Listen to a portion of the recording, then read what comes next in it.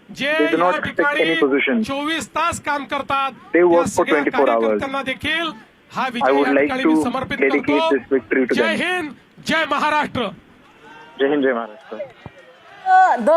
The nichode of this entire election has been spelled out. आज महाराष्ट्र में आज महाराष्ट्र में 29 महानगर पालिका के चुनाव में 25 जगह पर भारतीय जनता पार्टी और मित्रों का विजय हुआ है। महाराष्ट्र की जनता ने भारतीय जनता पार्टी पर पूर्ण विश्वास दिखाया है। हमारे अध्यक्ष रविंद्र चौहान जी के नेतृत्व में महाराष्ट्र का ये महाविजय महाराष्ट्र की जनता को और हमारे कार्यकर्ताओं को हम समर्पित करते हैं। मुंबई में भी एक बड़े विजय की ओर हम जा रहे हैं। यहां पर अभी काउंटिंग चल रहा है, लेकिन जो ट्रेंड्स है उसके आधार पर मैं कह सकता हूं मुंबई में पूर्ण बहुमत हमको मिलेगा। मुंबई में महापौर हमारा महायुति का बनेगा और मैं हमारे मुंबई के अध्यक्ष अमित साटम जी इनको भी बहुत बहुत बधाई देता हूं। और साथ साथ मैं ये कहना चाहता हूं, ये जो विजय है महाराष्ट्र की जनता का हमारे प्रधानमंत्री मोदी जी पर जो विश्वास है, उस विश्वास की ये विजय है। इस देश में और महाराष्ट्र में प्रधानमंत्री मोदी जी ने जो विकास और विश्वास की राजनीति शुरू की है, उसका ये विजय है। और हम लोग ये संकल्प करते हैं कि इस महाविजय के बाद हम सभी लोग महाराष्ट्र के एक एक नगर को यहां पर उसकी सेवा करने के लिए अपने आप को समर्पित करेंगे। एक एक नगर का विकास होगा, जन जन का विकास होगा, गरीबों का विकास होगा, सभी को सारी बुनियादी सुविधाएं मुहैया होगी। इस विश्वास के साथ हम लोग इस चुनाव में कूदे थे और जनता ने एक ऐसा आशीर्वाद दिया है। ये मामूली विजय नहीं, ये अतिभव्य इस प्रकार का विजय है।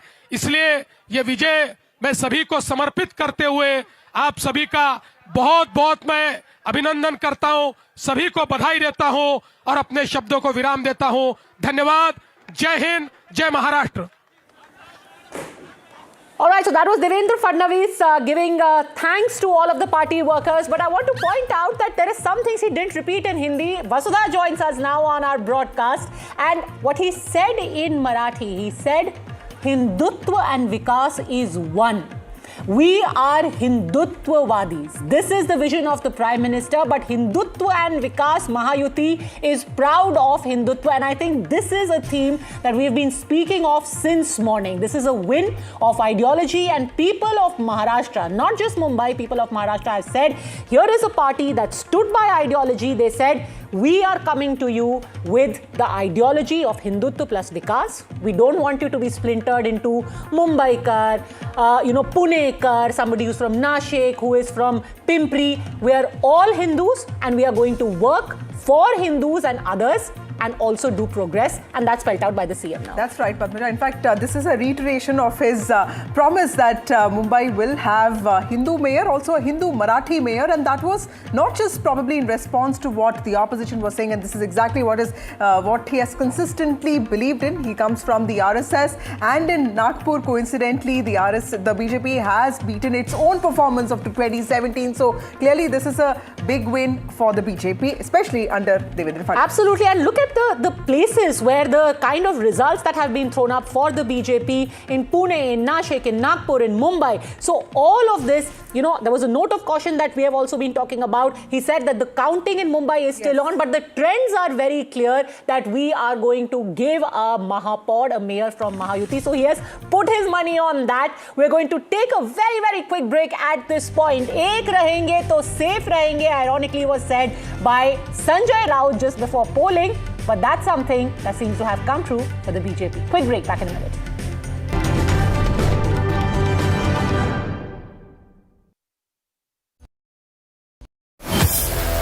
Mumbai are bringing our first India tour in your city. Rag on with Shankar Ehsan Loy and Siddharth Mahadevan and Shivam Mahadevan. 5 times melody, 5 times masti with NDTV Good Times. Go grab your tickets on Live Your City by Fever.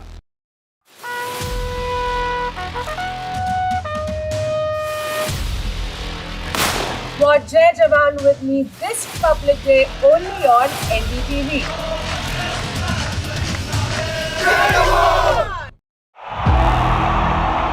एक को को यहाँ से जाना ही होगा। जय मां दुर्गा। और क्यों रोए? There is no bigger battle in 2026. And nobody has reported Bengal like I have. Buckle up for an unforgettable election thriller. Will the BJP breach Mamta's fortress? BMC जावे, BJP आसपे। Can Didi fight off her life's biggest challenge? BJP double engine সরকার এই লড়াই বাঁচতে হবে। Battleground Bengal with Manogya Loiwal. The front lines of Kargil. The fury of Operation Sindhu. So many attacks. The chaos and cries of disaster zones. To fighter jet cockpits. And the world's most defining interviews. It's incredible. He has seen history break. Live. Unfiltered. 20,000 hours of live broadcasting. Welcome to Left, Right and Centre. Hard facts. War-struck country. Hard questions. In the Ukraine. 30 years of trust. In the Kargil area. North Ukraine. In France. In Italy. At Srinagar. Vishnu Shom for NDTV. Vishnu Shom. Only on NDTV. NDTV Golf Pro-Am in partnership with PGTI returns for its much-awaited second leg. This time from the breathtaking Boulder Hills Golf and Country Club in Hyderabad. India's finest professional golfers meet Hyderabad's top corporate leaders for a day of precision, camaraderie and spirited competition on pristine fairways. Watch at these times.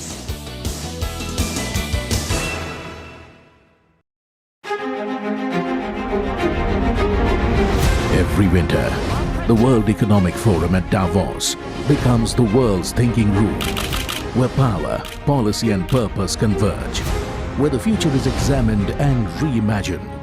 In January 2026, NDTV will be at the heart of this conversation.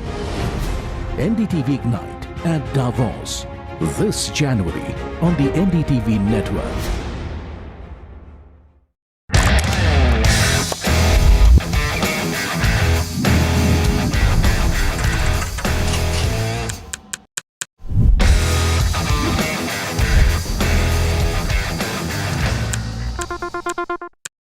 "21 days in Kashmir. People have bombarded me, friends, with requests for an unfiltered list of things I saw and observed on the ground. Very special ground report from the line of control. There were some children who've lost limbs.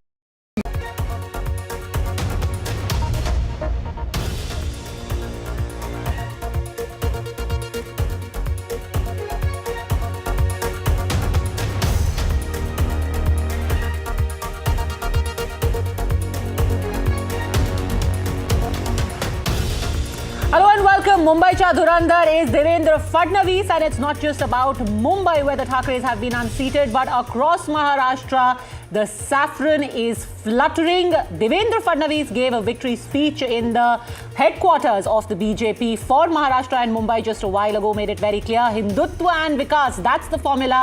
We are proud Hindutva-wadis. Big win across Maharashtra in the municipal corporations. 29 such corporations, their results are being counted today, and he says, the CM says 25, the Mahayuti is ahead. That's the big story that we are getting to you. Let's take a look at the headlines at this moment. BJP wins big in BMC, Thackeray's trounce, Fadnavis hails historic win.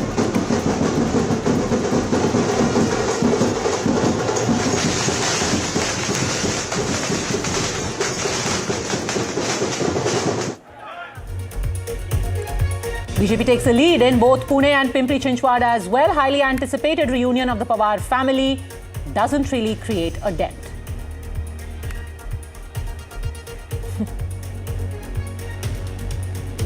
BJP sweet revenge on Raj Thackeray. Party posts pictures of Rasmalai to taunt the MNS chief. Meanwhile, full-blown politics over washable ink charges during the civic elections. Rahul Gandhi slams the election commission, says it is gaslighting citizens doing vote chori.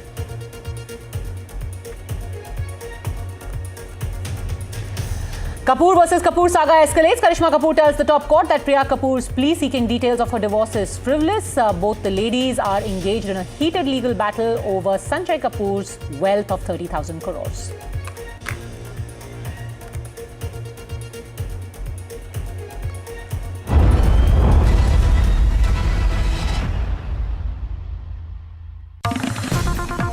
Home Minister Amit Shah has just tweeted on the results that are coming in from across Maharashtra in the 29 municipal corporations whose results were counted today. Resounding victory of BJP-Shiv Sena alliance in the Maharashtra Municipal Corporation elections clearly shows that the people across every corner of the country have complete faith in the development politics of the NDA led by Prime Minister. This historic success is the people's stamp of approval on the development and public welfare work carried out by the Mahayuti government in the state.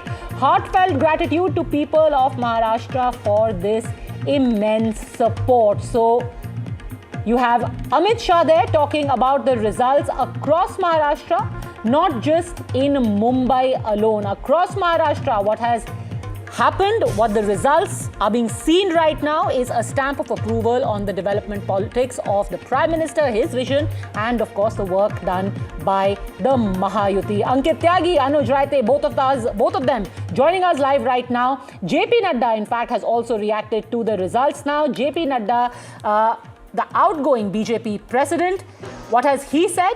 He has just tweeted a while ago and said इस ऐतिहासिक जीत के लिए महाराष्ट्र के नगर निगम चुनाव में Bharatiya Janata party एवं शिवसेना की प्रचंड विजय, आदरणीय प्रधानमंत्री के दूरदर्शी नेतृत्व में डबल इंजन सरकार की विकासमुखी नीतियों और जन कल्याणकारी योजनाओं पर जनता की मोहर है। ऐसी ऐतिहासिक विजय के लिए मुख्यमंत्री, उप मुख्यमंत्री, भाजपा अध्यक्ष, उन सबको शुभकामनाएं। ऐतिहासिक विजय के लिए मतदाताओं का भी हार्दिक आभार। Interesting, like we've been pointing out, both the Home Minister as well as the outgoing BJP President Ankit have conveyed congratulations, but across Maharashtra, not just focusing on Mumbai, not just focusing on the BMC. Ankit. You know, Padmaja, I could barely hear what you were saying because of the noise around me. Devendra Fadnavis has left, but that has not stopped the celebrations here at the BJP headquarters. And what I can tell you at this moment is that behind our lot, it was a very cautious Devendra Fadnavis. He spoke about the victory across Maharashtra. Of course, BJP has done phenomenally well. But at this point of time, the battle for Mumbai is not yet over. It's much closer than what was initially anticipated. And I must say that, you know, Uddhav Thackeray cannot be written off. Of course, the performance of his brother, that seems to have been pulled down the Thackeray factor, or at least that alliance. And if you take a look at the numbers which we are getting in at this moment, the BJP and the Shinde Shiv Sena is expected to, of course, cross the majority mark of 114. But the estimates of 130 plus, of 150 plus, that doesn't seem to be coming true, at least at this moment. Much tighter election. One dynasty, at least I would say in Maharashtra, in Mumbai, the Thackerays may have lost the BMC, but they have been able to, at least Uddhav Thackeray lives to fight for another day. It will be a difficult thing for him to keep his councillors intact in the course of next 3 years. But the fact is that their performance compared to what they were in 2000, before 2017, when the elections took place, the undivided Shiv Sena doesn't seem to be as bad as it was anticipated. Shinde becomes very, very important, though his performance has not been to the level that the BJP would have hoped for, or his own party would have hoped for. But he becomes important for the BJP to remain above the 114 mark. And with the Congress party, the other lesson is, instead of Raj Thackeray, if possibly the alliance, the Mahajuti would have, Maha Vikas Aghadi would have fought it together, this could have turned into a much, closer election. But more than Mumbai, I think the message is also for the Pawar family, where they have lost their bastions, Pune, Pimpri, Chinchwad. So there is now, at least people are talking about here, no option left but for the Pawars to come together, because not only in the opposition, their stocks go down, within the Mahajuti as well, Ajit Pawar, his stocks are going to go significantly down, Padmaja. Down, the results are fluctuating. Sanjay Raut has just tweeted, and let me bring in Anuj on that. Mumbai Municipal Corporation results, full results have not yet been declared. Counting still pending for 60 to 75 wards. Result figures are going to turn out to be false. Fight is neck and neck, but more importantly, what he says, even now Sanjay Raut is actually taking a dig at Eknath Shinde, saying that Eknath Shinde is fighting right now with the MNS. That's how badly they are doing. BJP may be very happy. BJP may have made gains. What has Eknath Shinde gained? Anuj. You know, Eknath Shinde has surely made sure that the little gap that was there between the Thackeray brothers alliance and BJP was filled by Eknath Shinde. Ankit was talking about it a while back. UBT has not performed well. If you are going to look at it objectively, Thackeray brand, when you talk about the electoral sense of this brand, the electoral sense does not go with Raj Thackeray, right? The electoral meaning of Thackeray brand solely lies on Uddhav Thackeray.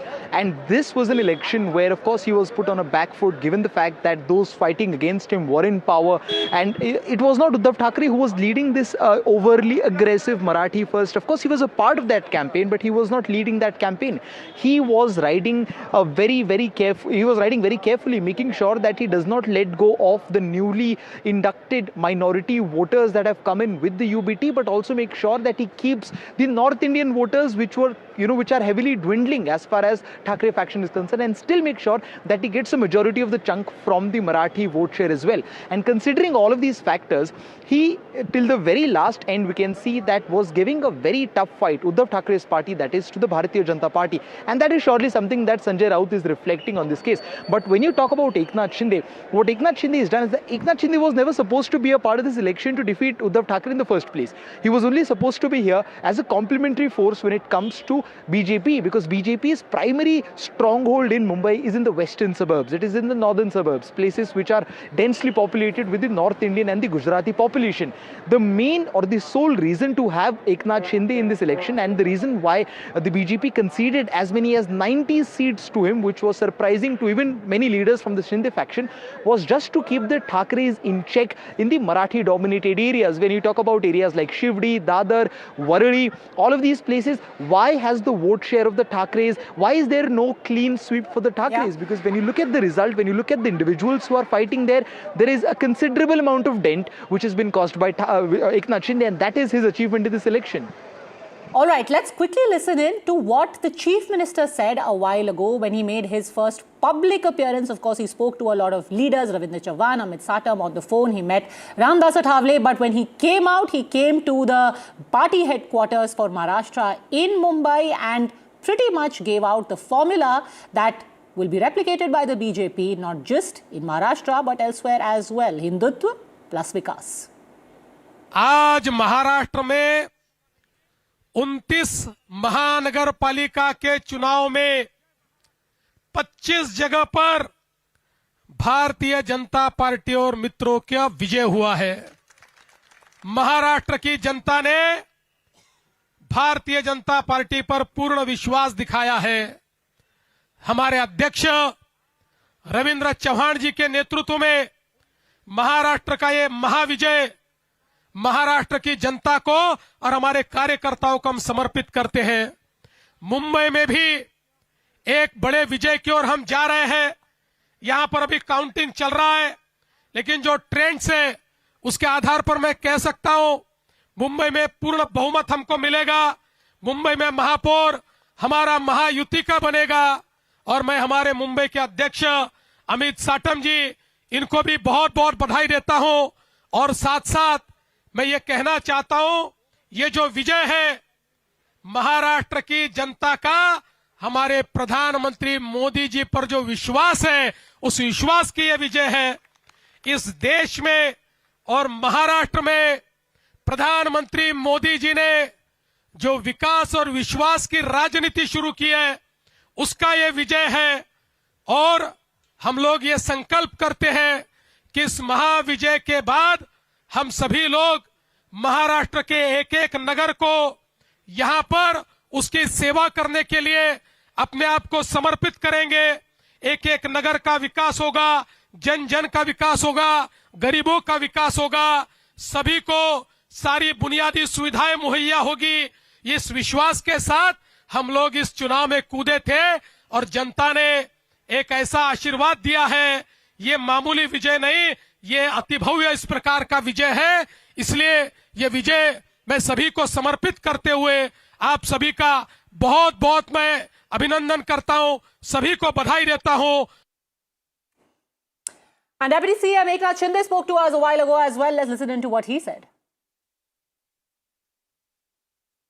Shinde साहब, पहले तो आपकी party कह रही है कि जो दो असली भाऊ हैं वो हैं देवेंद्र भाऊ और शिंदे भाऊ, तो ये दो भाई ठाकरे बंधुओं के ऊपर भारी पड़ गए। देखिए, हम भारी की बात नहीं, हमारा जो मुद्दा है ये मुद्दा है डेवलपमेंट का, और उन्होंने मुद्दा लिया इमोशनल का। तो लोग इमोशन के ऊपर नहीं चलते हैं, इमोशन के ऊपर चुनाव नहीं लड़ सकते, नहीं जीत सकते। डेवलपमेंट के मुद्दे पर चुनाव लड़ा जा सकता है और जीता जा सकता है। यही मुंबई वासियों ने तय कर लिया। मुंबई वासियों को उनके जीवन में बदलाव चाहिए और उनको सुविधा चाहिए, वो उन्होंने दिखा दिया है। जो ठाकरे हैं, राज ठाकरे और उद्धव ठाकरे, उन्होंने कहा था कि मराठियों के लिए अस्तित्व की लड़ाई है, तो क्या मराठी अस्तित्व खतरे में है? नहीं जीते। देखिए, मराठी मानुस के लिए मुंबई है और मराठी सब मुंबई में रहते हैं। ये मुंबई के बाहर क्यों गए, क्यों जाना पड़ा, इसका जिम्मेदार कौन, ये पहले तो सोचना चाहिए। और अस्तित्व तो इनके पार्टी का खतरे में, मराठी मानुस का खतरे में नहीं। मराठी मानुस हम लोग अभी सब कुछ जो सुविधा है, जो भी है, घर है, रोड है, सब बनाएंगे हम, उनको न्याय देंगे। सभी जितने भी मुंबई में मुंबई कर रहते हैं, कितने सालों से रहते हैं, उनको सुविधा देना उनकी। All right, it's a big day for the BJP, and the BJP has created history in the state of Maharashtra, especially in Mumbai. And joining us now is the wife of the Chief Minister, Devendra Fadnavis. We have Amruta Fadnavis with us. Thank you, ma'am, for speaking to NDTV, for your time. Congratulations. I remember in the assembly elections, you had thanked the cadre and you had said that it's all due to Karyakarta. How do you feel about the victory today for which your husband is being credited? I am happy. I'm overwhelmed that under the leadership and guidance of Narendra Modi ji, every BJP's Karyakarta has outperformed, has really worked hard. I've seen Devendra ji also working hard towards this day, and also Mahayuti really working towards this mission. And I'm happy that out of 29 Mahanagar Palikas, most of them are now going to be led by the Mahayuti.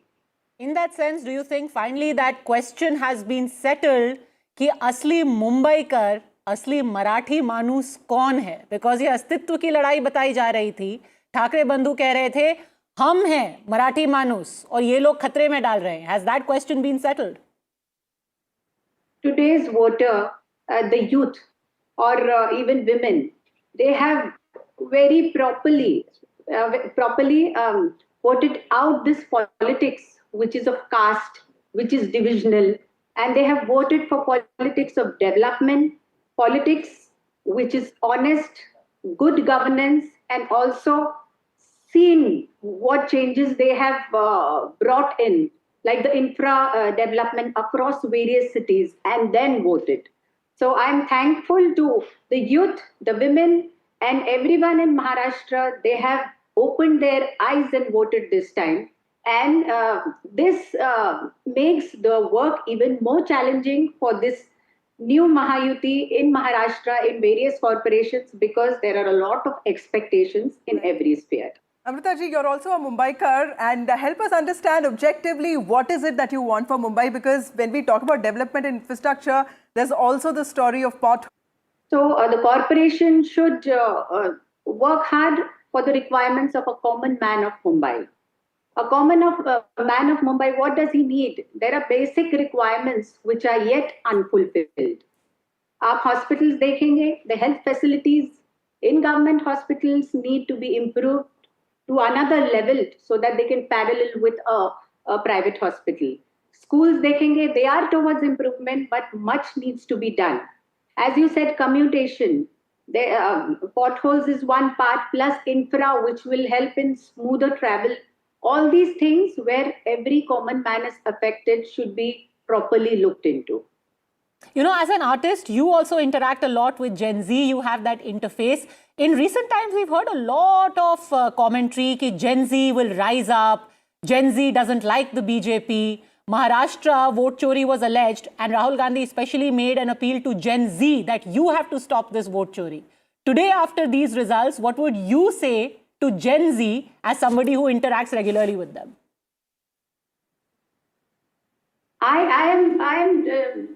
I think so. Gen Z is very intelligent. They don't need advice from us. In fact, उन्होंने बता दिया है उन लोगों को जिन्होंने उनके verdict पे क्वेश्चन मार्क अलग-अलग तरीके से उठाया है कि we know what is right and wrong. You don't need to tell us what we need to do. We see, we analyze, and we decide. Right. Amruta ji, what is it that you wish for your husband? Because he has time and again proved himself politically. This is yet another big win, and he's being credited for that. Politically, what is the trajectory that you want for him? Is he ambitious? Yes, we know he is. But what is it that you want for him in the next few years and also in the future? I don't believe in talking about the future, but yes, for today, what I want from him is what the common man wants. That he shouldn't face corruption in the smallest of requirements which he has. And the officials should have this deterrent, some kind of deterrent wherein they do not adhere to this kind of corruption which goes on in corporations. And the basic requirements which people want, from healthcare to proper commutation to good education, this is what people want, and that is what I will also take to him. You know, just before polling was to take place, you did a cover version of Mukesh ji's Eternal song. Would you like to hum a few lines, you know, very topical today as well? Maybe a message to your husband, to the Chief Minister and to the new mayor. Yeah, that's a beautiful song, but I would not hum it because, you know, the voice cracks with you and then I get trolled. So I'm a little wary of today's trolling. So I would just say that, please go ahead with this basic thought to all the members of Mahayuti कि किसी की मुस्कुराहटों पे हो निसार, किसी का दर्द मिल सके तो ले उधार, क्योंकि जीना इसी का नाम है. And we learn this from no one else other than Modi ji, who has left everything and devoted his life to the welfare of people. Right. You know, with the disclaimer that if there is any cracking of the voice, it is only our responsibility. How can we let you go? You know, if your song is touching millions, 2 lines to aap sunai dijiye Mukesh ji ke us gaane ki. We promise, we've given a disclaimer. किसी की मुस्कुराहटों पे हो निसार, किसी का दर्द मिल सके तो ले उधार, किसी के रास्ते हो तेरे दिल प्यार, जीना इसी का नाम है. Thank you. That is so beautiful. Amruta ji, just last question. What is your advice to all women? Because we see you as somebody who's so independent from your husband, who's the Chief Minister, but you have your own passion. What is your advice to all women who often get judged, trolled for following their dreams and passion? Yeah, in fact, I would tell all the women that yes, you are the part of the whole. And all of us are a part of the whole. But you should not forget that you are the whole. Aap mein hi sampurna ho. So whatever you have within yourself, your talents or your aspirations, don't let them die. Just bring them up. Showcase it to the whole world and also to your own daughters and next generation. That yes, daughters are now here, up here to perform, to showcase themselves and not just hide behind the doors. You know, it's amazing that आज पूरे दिन लोग कह रहे हैं कि देवेंद्र भाव, मुंबई का भाव, महाराष्ट्र का भाव, सच में देवेंद्र भाव है, and yet you have him saying that the person who wears the pants in the house is my wife. That's real power, Amruta Fadnavis. No, I always say that he is the boss, undoubted boss. Only thing is, I take the decisions at home. But before you go, Kyoki, today the Chief Minister has said, this is Hindutva plus Vikas. This is our, and I remember you had sung this amazing bhajan, which, you know, had done millions of views. Amitabh Bachchan ji had spoken about it as well. On a day when Hindutva plus Vikas, and in a year where you're going to have many, many more, elections coming, just one line of your favorite bhajan on an auspicious day like this. Mera favorite, I'll just sing that one. But, I have been speaking so much that my voice is not in place today. But just for you, I'm just singing 2 lines. Thank you. Achyutam Keshavam Krishna Damodaram Ramanarayanam Janaki Vallabham. कौन कहते हैं भगवान आते नहीं, कौन कहते हैं भगवान आते नहीं, तुम मीरा के जैसे बुलाते नहीं, तुम मीरा के जैसे बुलाते नहीं. Thank you so much, Amruta Fadnavis. One last thing I wanted to ask you, because Devendra Fadnavis also started as a corporator and as a mayor. Is this an emotional day for you? Because this also would in some ways would have reminded you of his own political journey. It is an emotional day because it becomes nostalgic and you remember the struggles he's been through. But more than any other emotion, I feel it's a very responsible day for each and every person. Too much needs to be done, lots needs to be delivered. So I think so it's a responsible day and work should start from day one. Do you feel like, a lot that you had to sacrifice on the way as well? And when you look back, was it worth it? I've always said this, that I've given away Devendra ji for my Maharashtra, and I am proud and happy about it. And then one quality of your husband that you think really makes him the leader that he is today? His hard work, transparency and consistency, along with a vision and mission for Maharashtra to shine. All right, we will let you go. You have been very, very sporting. And like you said, you've been speaking a lot. It's been hard on your throat. Thank you very much, Amruta Fadnavis. Thank you for speaking to us, and thank you for always being a very, very powerful, classy and outspoken woman. And for that wonderful voice, yeah. Thanks very much, Amruta Fadnavis. All right, so that you heard the voice of Amruta Fadnavis. Interesting that she says, he's the boss in the house. Devendra Fadnavis is the boss in the house, but I am the one who takes all the decisions. Devendra Fadnavis, though, without a doubt, the man of the moment, the man who has carried the day today, even while the trends are coming in for what is going to happen in the BMC, yet the Mahayuti clearly ahead. The ramifications of the numbers of Mumbai will be dissected at length, but when it comes to the results across the board, and Mayur Parikh, political commentator with us, along with Kiran Sonavane, spokesperson of the Shiv Sena, S. Balakrishnan, executive editor of Free Press Journal, Asif Bamla, leader of the BJP, Intikhab Farooqi, leader of the Shiv Sena UBT. And I want to ask you, Mr. Balakrishnan, in particular, Devendra Fadnavis, can it be denied that this was his election? You had the Modi factor working in the assembly, but in this election at least, it was Fadnavis and Fadnavis alone. No, there is absolutely no doubt about it. And today what has happened is that the brand Devendra Fadnavis, rather the brand Deva Bhav, has been established very, very firmly. There is no denying this fact. And in this election, if you noticed, being the municipal election, none of the central leaders of the party, they were the campaign, but it was Devendra Fadnavis who single-handedly shouldered the entire burden, the entire responsibility of leading the Mahayuti, including his party, to victory. And just see the kind of victory that he has got. Out of 29 municipal council, 25 it is there in his pocket. And most importantly, the Mumbai Municipal Corporation. First time the BJP has got a majority in the BMC. Well, in the past, it was in tandem with the Shiv Sena, with the undated Shiv Sena. But now, on its own strength, it is going to capture the BMC.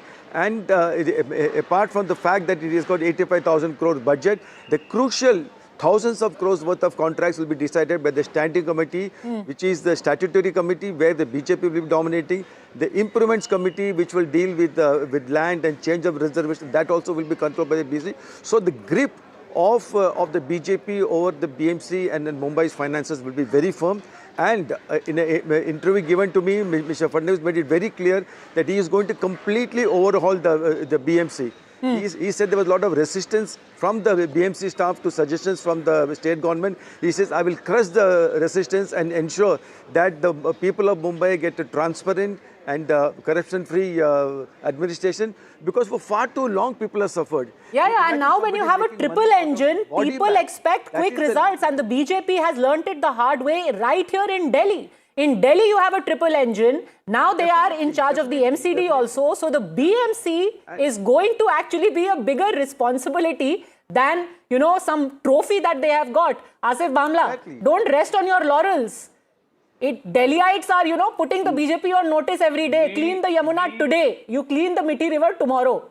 Asif Bamla. We have believed in deliverables, and we've done this in the past, and it's not some rocket science for us, because we are in the mood and mode of working always, be it in the center. Abhi chunav to aaj aa rahe, but we are always in the 26/7. We are always in the on the election mode. So that is nothing new. But let me begin today's day, as everybody said. I also heard Mrs. Fadnavis, who was very finely who's placed her words also. And again, like I mentioned to you earlier also, Padmaja, that Devendra Fadnavis ji's vision would reshape Maharashtra's trajectory to the next 50 years and more. But let me also tell you, at the same time, this dynastic virtues. Today we are more than 29 Mahapalikas में हम आगे हैं. But मुझे बताइए कि ये जो dynastic virtues है, ये जो hate politics है, ये सबका समाप्तिकरण लोगों ने अपने वोट्स के माध्यम में किया. और ये मैंने आपको पिछले डिबेट में भी कहा. डायनेस्टी पॉलिटिक्स तो आप मत ही बोलिए. आपके नेताओं के भी 3-3, 4-4 रिलेटिव्स ने ये म्युनिसिपैलिटी के चुनाव लड़े हैं. Please, let's not be holier than thou just because you seem to be ahead in this election.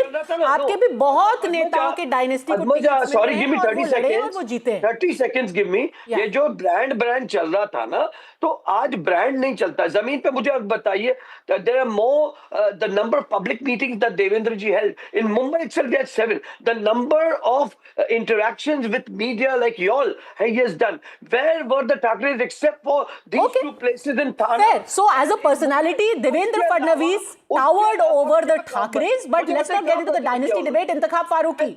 Devendra band Fadnavis. Mumbai का भाव है Devendra. Narendra plus Devendra. Intakhab Faruqi. Yes, ma'am. We are little short of the number today, but yet the counting is still going on. Let's see. It is only the game of two. We need to wait and watch for a few more hours, couple of hours, because few seats are still left and the counting is going on. So let's see. We are just waiting, and hopefully, let's see, we win those seats and cover the gap which we have right now. And then our senior leaders, Mr. Uddhavji Thackray and Rajji Thackray, will decide what to be done next and what decision to be taken. And then we will go ahead with that. No, but because this is not just about Mumbai alone. Overall, Devendra Fadnavis's brand has prevailed in this. Let's do a deep dive in the numbers, because we've got psephologist JVC Sriram also joining us. JVC, in Mumbai and across the state, what are the 4 big takeaways that you see today of today's results and trends? Point number 1, good evening, Padmaja, good evening to my fellow panelists. Point number 1 is that there is an overwhelming desire amongst the people of Maharashtra to have a triple engine sarkar. Now, that is very clear, because the mandate they gave in assembly is just to follow up on that. And we can see that in Pune, Nagpur, Aurangabad, corporation after corporation, we can see that. Number 2, it is very clear that Devendra Fadnavis is the man of the moment. I can make a very tall claim right now, but I think, he's humble enough to probably take it in the right spirit. After YB Chavan, if there is a powerful pan-Maharashtra leader, I'm not even including Sharad Pawar in that list, because Sharad Pawar, for most of the time, he was restricted to Western Maharashtra. Pan-Maharashtra leader, there is Devendra Fadnavis. That's the lesson number 2. And this is despite the fact that it was thought at one time that nobody other than a Maratha can be in the Chief Minister's office. You had a Brahmin whose community is less than 10% in Maharashtra first come and occupy the Chief Minister's office and then win you the BMC as well. So see, something, Padmaja, I just want to extend here. It is something similar to what Tamil Nadu saw. Tamil Nadu saw a Brahmin chief minister.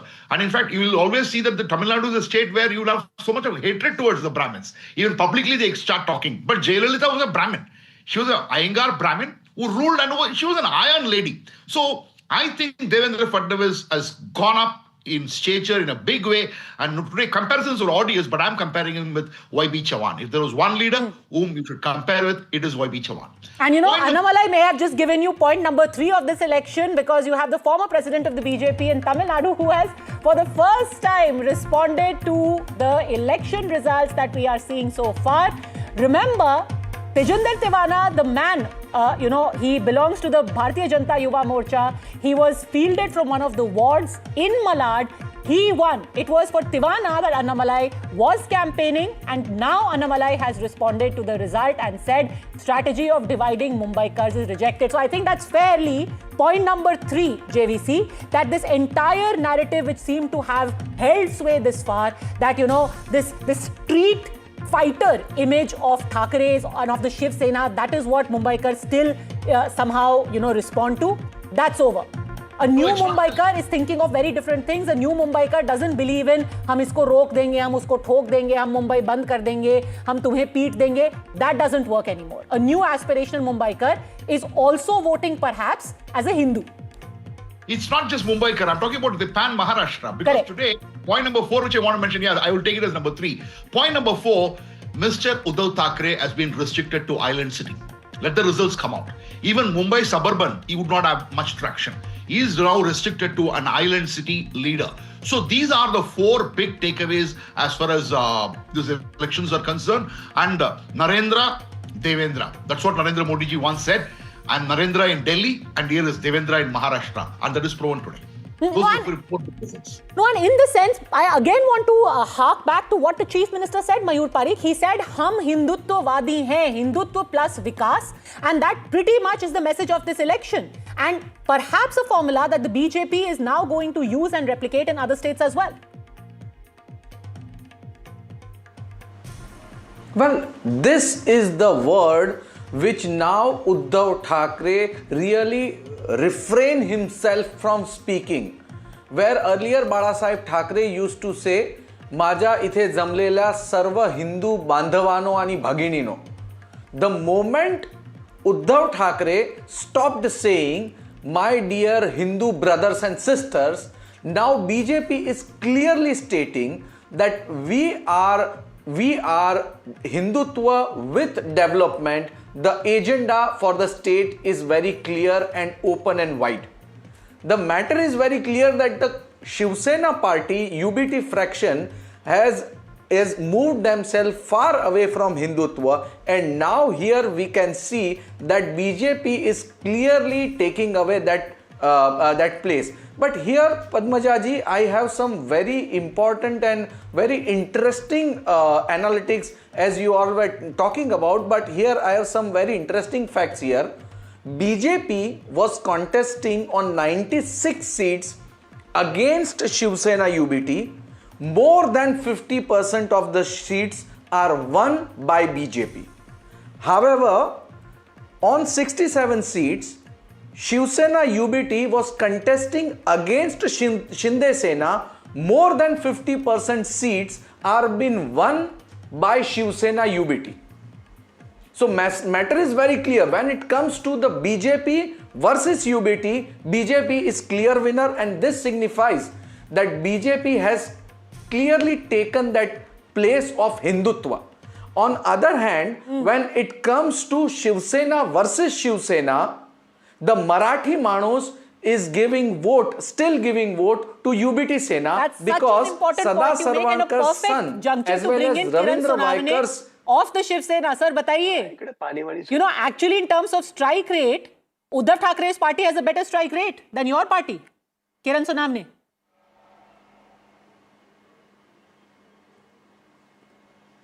Kiran ji, आपको आवाज आ रही है? All right, we'll try and connect him back again, or maybe he doesn't want to listen to what Mayur Parikh has just laid out. Mr. Balakrishnan. You know what, Padmaja, Devendra Fadnavis is clearly playing the Hindutva card. He took a very, very major decision to ban the use of loudspeakers in all the mosques across Maharashtra. Today, there is not a single mosque in Maharashtra from where you can hear the sound of the azan. This is a huge achievement given the communal politics of Maharashtra. But without any controversy, without any whatever court cases were there, everything were dismissed. And he ensured that the agenda of the Hindutva brigade to ban the use of loudspeakers in all the mosques, he has achieved. And now he has already started removing hundreds and thousands of Muslim migrants from Bangladesh and Rohingyas kind of thing, and he has made it very clear during the election speech that after the election, and he has given a deadline to himself, within 4 months each and every illegal immigrant, and most of them happen to be Muslims from Bangladesh, every illegal immigrant and Rohingyas will be removed from Maharashtra.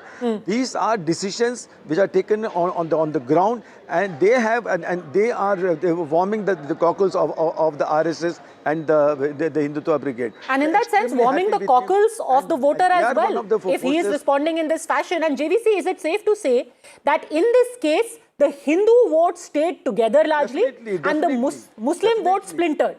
JVC Shriram. See, the loudspeaker issue, Padmaja, the loudspeaker issue has been a matter of contention across Maharashtra. So many people have objected to the disturbing of their sleep early in the morning by the call of the azan. So that is one thing which he has stopped. And then there are so many other projects in the pipeline. For example, he is going to so many illegal buildings in Mumbai, which is a hardcore Muslim-dominated area. He said no regularization, no sympathy. He had them bulldozed. Several buildings in Mumbai, Kausa area has been bulldozed. He has made it very clear that he is not going to hesitate. He is not going to be a namby-pamby and then talk of secularism and all. Okay, so there is going to be a hard stand taken. We are into governance, but when it comes to issues of Hindutva, there is going to be absolutely no compromise. And the voter likes that sort of decisiveness, JVC Shriram. And you know, why I'm saying is that the Hindu vote stayed together. And can we please cut to JVC Shriram? The Hindu vote stayed together and the Muslim vote splintered. I want to bring in the AIMIM factor because you have the AIMIM significantly expanding its footprint across Maharashtra. Let me give you an example. Sambhajinagar Municipal Corporation, 16 out of 116 seats secured by the AIMIM. In Dhule, they have won 8 out of 74 seats. Amravati, they have got 3 out of 87 seats. In Jalna, they have won 2 out of 65. Malegaon, they have won 4 out of 84. In Parbhani, they have won 1 seat as well. So the Marathi Manus in this case has voted primarily as a Hindu, but the Muslim vote has actually splintered 4 or 5 ways. एक रहेंगे तो safe रहेंगे. किसी ने सही बोला था. But there are options available for a Muslim community today because earlier they had to go only to Congress. Today, if you see, I was seeing that in Mankrul Shivaji Nagar, the contest was between SP and AIMIM. And in between, BJP won that ward. It was a hugely, highly populated, Muslim populated ward, but BJP had won. I think the number was 135, if I'm right. So when we look at it, even when we saw in the Malegaon Central in the assembly election, where Congress had performed exceedingly well in 2024 Lok Sabha under Dhule Lok Sabha constituency. Come the assembly election, Congress got just 7,000 votes. And the contest was between Islam, a party, local party, and MIM. And MIM is not spreading itself only in Maharashtra. You come to Bihar, in Simanchal, they dominated because Rahul Gandhi can no more take ownership of Muslim votes or proprietorship. You know, it's so interesting you mentioned Bihar. We were just discussing, I was just discussing with a friend, 5 factors which are like a mirror image of what happened in Bihar. People who were called dynasts have lost. AIMIM has emerged as a significant choice for Muslims. Muslim votes splintered in multiple directions. Hindutva plus Vikas, clear stand taken. 0 tickets given to Muslims by the BJP, even though their ally fielded Muslims. And yet the BJP itself did not field a single Muslim. That Hindutva plus Vikas formula has paid them dividends. And the ally is again a little bit on tenterhooks. Nitish Kumar's JDU is on tenterhooks in Bihar, and Eknath Shinde a little bit on tenterhooks in Maharashtra, which actually suits the BJP even though they won't admit it. And that is how there are wheels within wheels in politics, and the results remain so fascinating. We have to stop for a very quick break at this point. Back in a minute, don't go anywhere.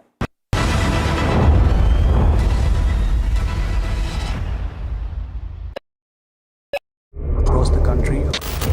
He has tracked the pulse of power from Washington to Korea.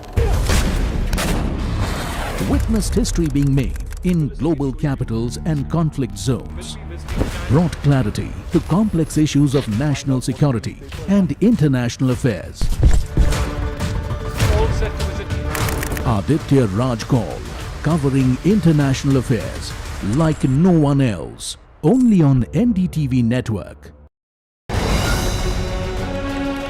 Straight from the heart of the newsroom to the core of the stories shaping your world.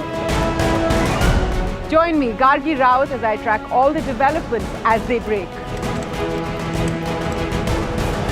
Live from the NDTV newsroom, weekdays at 4 p.m. A very special moment for us as we announce NDTV Masterstroke, the NDTV Art Awards. NDTV presents the Masterstroke Art Awards.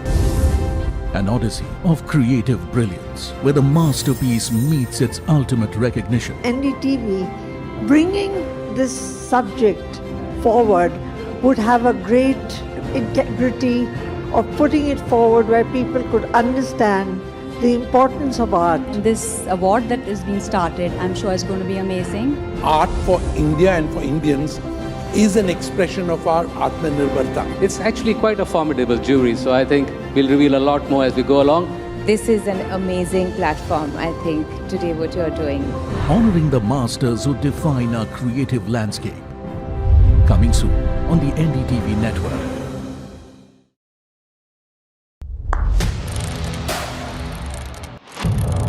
What seems settled for me is unfinished business. So I rewind.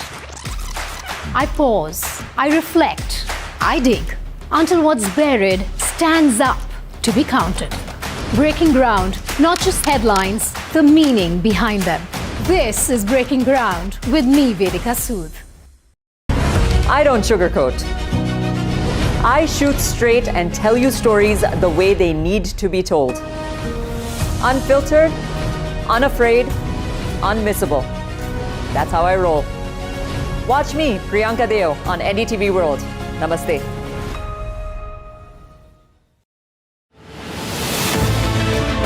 The first Indian news channel at the World Economic Forum at Davos. 21 years at the heart of the world's most influential dialogue. Continuing to make sure that the poorest are not forgotten. Big enough, brave enough, bold enough to face the critics. We've been doing more and more improvements. We are the fastest growing amongst the major economies. Both of us are interested in these. Young girls aren't in school because they're scavenging for water for the family. We need to get out of the way and into the work of breaking open access for each and everyone. Now, India's most trusted news network returns to the Alps with its most formidable editorial voices. NDTV Ignite at Davos. Other opposition parties. They argue, I conclude. They deflect, I drill down.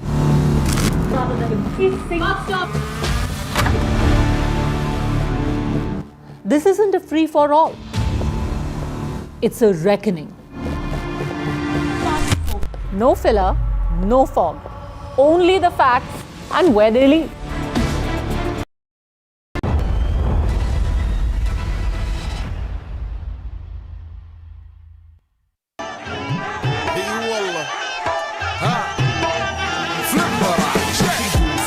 عندي خوش فصلة يا أخي تفوز والله خوش رقصة يا أخي دوس دوس عندي خوش فصلة يا أخي تفوز والله خوش رقصة عندي لك رقصة قوية يا الحبيب اسمها صبوحة خطبها نصيب مد يدك كنا بتعطيها كف وهز شتفك هيل خليك شديد كلمة تاي أقول سوي رقصة هلو جود باي زيد لي شكر وايد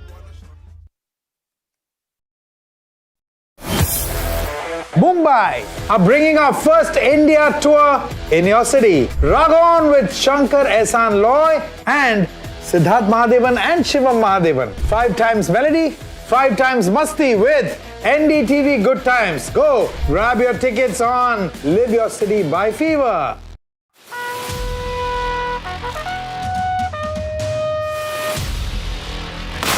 Watch Jai Jawan with me this Republic Day only on NDTV.